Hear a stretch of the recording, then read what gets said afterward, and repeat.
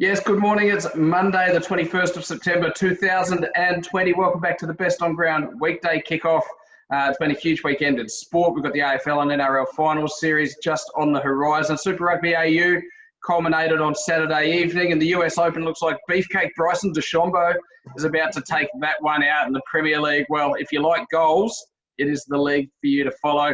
We're going to discuss some of the big storylines making waves in these sports and more. And as always, I'm joined by one of Australia's top sports journos. Today from ESPN, it's Sammy Bruce down in Sydney. How are you, Sam? I'm well, thanks, Pete. Thanks for having me back on, mate. It's been a little while. So, good weekend or a good Monday to join you after, as you said, a big weekend of sport. Mate, massive weekend of sport. Let's start in rugby union with the Super Rugby AU final in Canberra on Saturday night. The Brumbies got the chockies, and I don't think you could argue that not only have they been the best Australian team this year, both pre-COVID and also in the Super Rugby AU competition, but they've been the best Aussie team for 3 or 4 years now. So, a sense of justice there for them in that they get to take home their first bit of silverware in over 15 years. But Queensland Reds were pretty brave as well, and they managed to stay in the game on the scoreboard, in which they were well and truly played off the park, I think. The Brumbies weren't quite ruthless enough to put them away. It was a great game of footy. I'd love to hear your thoughts in general, your takeaways from the game, but I also want to hear your thoughts about Brumbies fly half Noah Lolesio. He's only 20 years old. He'd been out for couple of months with a hamstring injury. He came back, a bit of a gamble from Dan McKellar to start him in his first game back in the final, but he was outstanding, showed real composure and certainly wasn't overawed by the occasion and picked up the Man of the Match award. He's in that extended Wallabies squad. So as well as your broad takeaways from the game, I'd also love to know if you think Noah Lolesio is actually ready to be thrown into the cauldron of Test rugby with a debut in the Bledisloe Cup. Well, let's start with the game itself, Pete. Two big raps. One to Lolesio for coming back and playing as he did after virtually a couple of months on the sidelines with that hamstring injury, as you mentioned. And then second to Dan McKellar for throwing him in there, for backing him. We all saw what he did at the start of the year in Super Rugby, as we did with the Brumbies from a wider perspective. He picked up and started off again in Super Rugby AU, Lolesio, and then was cut down by that injury. Now, that just, to me, shows an amazing amount of faith from Dan McKellar, belief in his young player. And I tell you what, didn't he deliver? I thought it was a really, really accomplished performance from a number 10 who, let's face it, I think Rennie will give him a shot in New Zealand. I don't know whether it'll come in the first game. Certainly now, it doesn't look as daunting going to Wellington on a Sunday afternoon as perhaps going to Eden Park on a wet and dreary spring evening. So that, I think, will come into it as well. But, looking at what he delivered on Saturday night in a high-pressure game, he controlled the match really well, nailed that drop goal just to settle things down again as the Reds just continued to hang in the game, as you mentioned. And, so impressed by the way he returned and played. And as you said, got man of the match after 2 months on the sidelines. Yeah, that battle for the number 10 jersey for the Wallabies. I mean, the contenders, James O'Connor, Matt Tamua, we know that Dave Rennie isn't sure whether those guys are 10s or 12s. Lolesio, and I think he's a little bit ahead of Will Harrison from the Waratahs at the moment, though it must be said, Will Harrison's metronomic boot would certainly be an asset against the All Blacks. But, for what it's worth, I think Lolesio as a bench option, a good opportunity to blood him in Test rugby, could be really exciting. Another guy we're talking about potentially making his Test debut is Queensland Reds winger Filippo Daungunu. We saw him receive another yellow card for a high tackle on the weekend.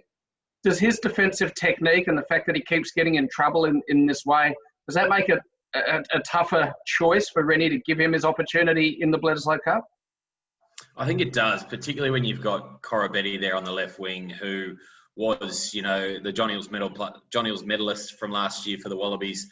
And you've got Tom Wright going so well on the other side. So, look, they'd be my first two. I'd go Corabetti and Wright. Look, I'm sure we'll see Daungunu at some stage during the Rugby Championship. I don't know whether he'll get a run across the ditch in the Bledisloe Cup. He's certainly a player that we want to see more of. And, geez, didn't that backhand flick pass dummy And then the pass itself, if only Fraser McWright could have held on to that, then maybe we would have been talking about a different game so early on in the piece there. But yeah, look, he's a player that we want to bring on. He's got great feet. He can, as Dave Rennie said last week, step you in a phone booth.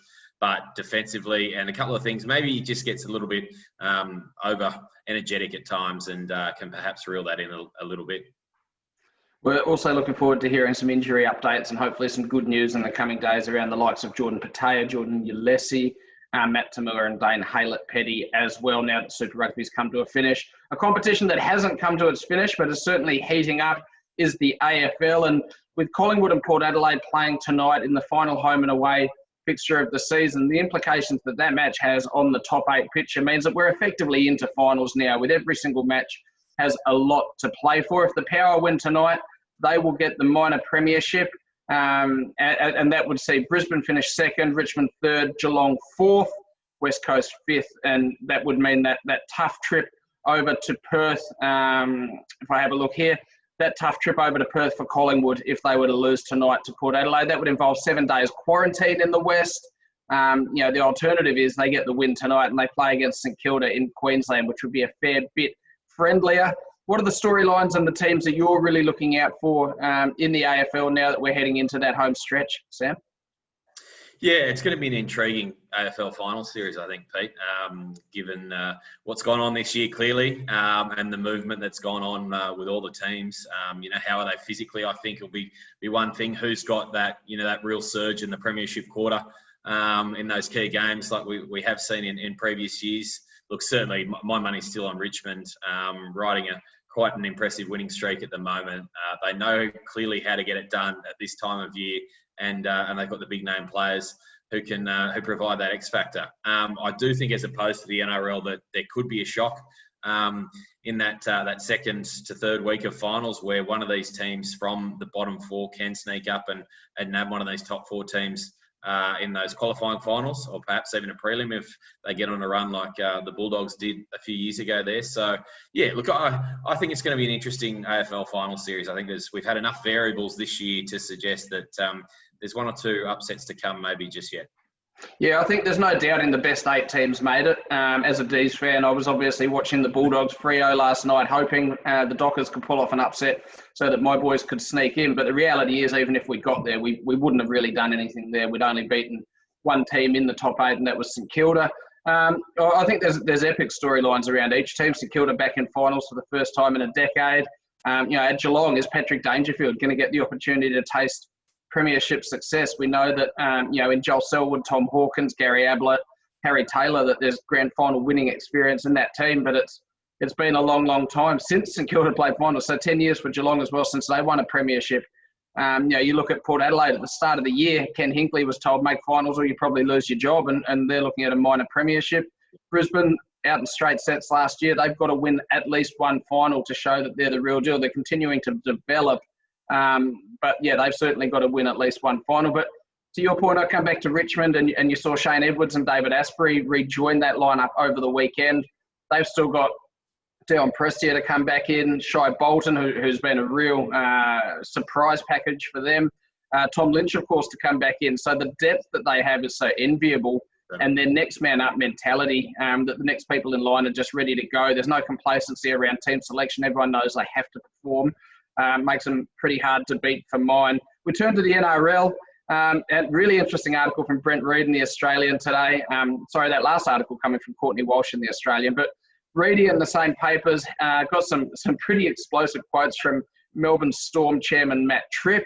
It's in regards to speculation that the Brisbane Broncos are not only trying to lure Melbourne Storm captain Cameron Smith to conclude his career up there in Brisbane, they're trying to get Melbourne Storm coach Craig Bellamy in. And now the one considered most likely of the 3 is that they're after Melbourne Storm Chief Executive Dave Donaghy. They're trying to gauge his interest in replacing Paul White at the helm of the Broncos. And Melbourne Storm Chairman Matt Tripp has had enough. Some quotes from him here.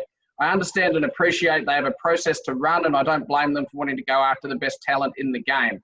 Seems fair enough. Then on the next flip side from that, to try and run off the playbook of the Melbourne Storm is one thing. To then go after the captain, coach and chief executive is a little bit boring and shows a lack of creativity from a supposed powerhouse they are embarrassing themselves, whatever happened to promoting from within or employing your own people to do a job. God knows they have enough people up there in Brisbane to pick from. We love seeing people have a crack on the record, Sammy, and he certainly had that. Is there any merit to what Matt Tripp's saying, or is he kind of contradicting himself in the same sentence? Oh, I think he's only absolutely looking out for his own patch and his own club, Pete. Just as the Broncos are.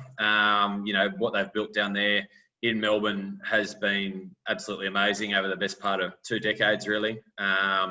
They've clearly got the number one coach in the game. They've had the number one player in the game for probably the last 5 to 10 years. Cameron Smith, just how he continues to deliver week in, week out, is astounding. And he can probably see or feel that, that's at risk, clearly. Now, the Broncos, as an organisation and the absolute power that they have in the NRL and, their virtual hold over Southeast Queensland, although the Titans have clearly eaten into that a little bit this year and landed a few blows. I wouldn't say they're panicking, but they know that they should be doing a hell of a lot better than they are. And why not go after 2 guys, certainly in Bellamy and Smith, and then clearly the CEO is doing, great things as well. So you recruit the best talent you can for your club. We know that exists in every job in the world, that if you're running a business, you want the best people, and if they're deemed to be the best people, then you go after them. So look, certainly the rumours around Smith finishing 1 year in Brisbane have been hanging around all year. Bellamy's popped up here and there, as well as being tied in with a couple of other clubs. But look, my favourite tip is that they stay in Melbourne for 1 year, or Smith goes through to the grand final this year and, gets that fairy tale ending. He might decide to hang him up. Yeah, I think you could be right. And I think what we're most likely, if any of the 3 go, it's probably more likely to be Donaghy. I mean, as a young chief executive who was promoted internally through the Storm, we know that he was given an opportunity at a very young age and has done a wonderful job. But Brisbane Broncos remain the biggest club in the NRL from a administration and commercial perspective. It'd be a great opportunity for him to continue his development. And we know that he's been linked with roles at head office in the past as well. Staying in the NRL for our penultimate story this morning, and this comes from Michael Chammas in the Sydney Morning Herald, and he's got a great stat here around the Cronulla Sharks and the fact that they need to pull off a win against the Canberra Raiders this weekend. And of course, Shaun Johnson now ruled out injured for the rest of the season, so that won't make it any easier. Otherwise, they will go down as the worst finals team in NRL history. No team in the NRL era, which dates back to 1998, has ever qualified for the finals without beating one of the teams in the top 8 throughout the season.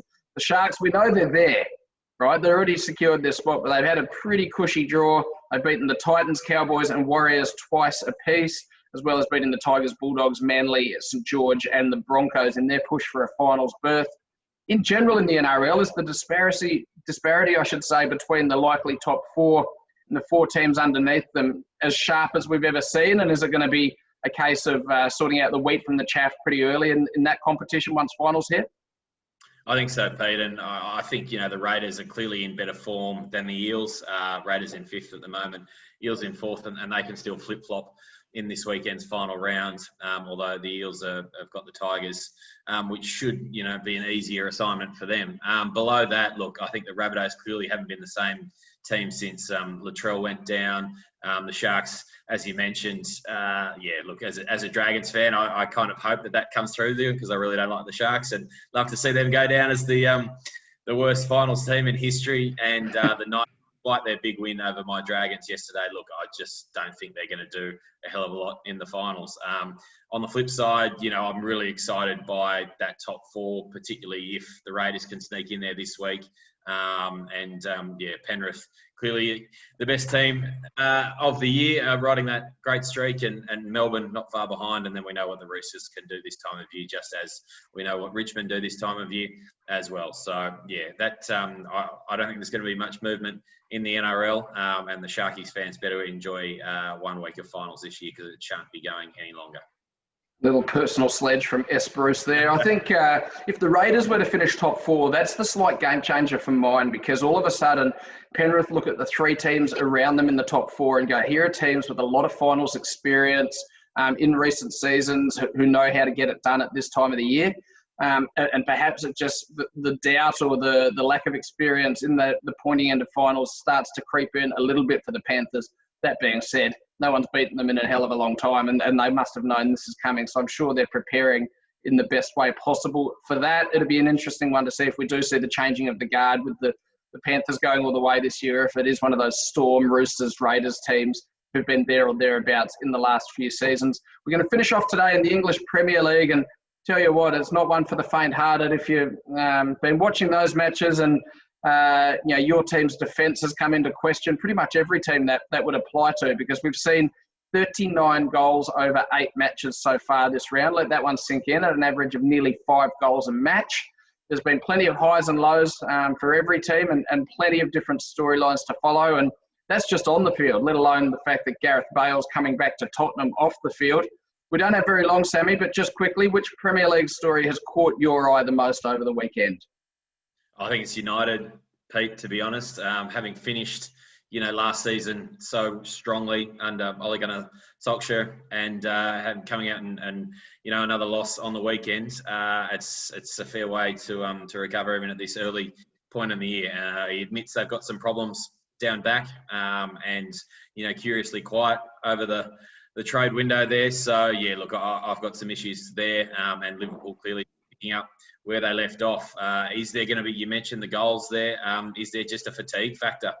Such a short turnaround from the end of last season, barely, what was it, a month, 5 weeks max, we're back into it again. So maybe that's got something to do with the amount of goals we're seeing so far and plenty of holes at the back. Yeah, I believe I heard in commentary over the weekend that there has been an edict as well to pay more penalties.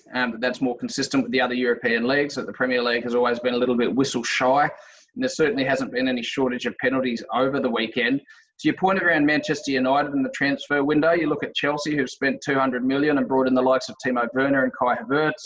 Liverpool over the weekend, bringing in Thiago Alcantara and also Diogo Jota from Wolves.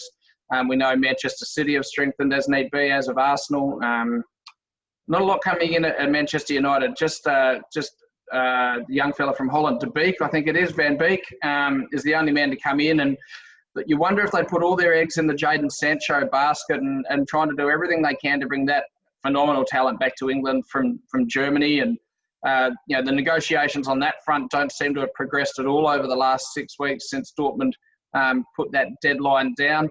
I thought it was really interesting overnight to see Tottenham release the shackles and score 5 against Southampton. That's very un-Jose-like in recent years. And there was no indication when I went to bed and had a look at the score, and it was 1-0 to Southampton. There was no indication that anything like that was going to happen. It's a pretty crowded race for top 4 this year, but from a theatre perspective, any time a Jose Mourinho team is in contention, there's some wonderful sound bites and there's some wonderful things to watch there. So the injection of Gareth Bale into that team is all of a sudden really going to catapult Tottenham into those top 4 conversations, I think, which is exciting to see. And speaking of teams who scored 5 goals, how about Everton under Carlo Ancelotti and with Dominic Calvert-Lewin with the hat-trick there. James Rodriguez scores his first goal for that football club, and if he could play to the best of his ability, he could well be the signing of the season. So there are plenty of good storylines. Leeds United are off the mark, which is important. Didn't make it easy for long-suffering supporters, allowing Fulham back into that one, but getting the job done 4-3. So, yeah, it's fired up pretty quickly. I think to your point, Sam, around fatigue and around the fact that players haven't had that much rest. Also a reduced preparation time, so kind of defensive systems and the likes. If you've got any changes in personnel there, or if any teams are looking to really overhaul or tweak that system, they haven't necessarily had a lot of time to implement that either. So, yeah, it's a fascinating space, and we look forward, of course, to seeing Manchester City return for the first time tonight as well. Sammy, that's about all we've got time for, mate. It's a big week of sport ahead. Is there anything in particular that's caught your eye to look out for? Well, Pete, we're seeing the US Open golf wind down.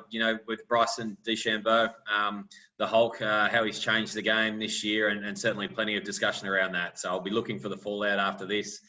He looks like he's still in control at the moment. As I peer over my left shoulder, is going to get it done. A great win for him, capping off a really strong season. But yes, the debate around golf courses and golf balls and golf clubs is only going to continue. Yeah, not a bad setup for Sam Bruce with the golf around the left shoulder and the view of the Harbour Bridge and the Opera House round to the right. Things aren't too bad at all for Sam Bruce and Mossman there. Sammy, thank you so much for your time this morning. Fantastic to catch up, and look forward to having you back on the Best On Ground Weekday Kickoff again wollstonecraft Anytime from the Wollstonecraft Bureau, Peter. Sam Bruce from the Wollstonecraft Bureau there. Thanks so much for watching and listening. We'll see you again tomorrow. Cheers.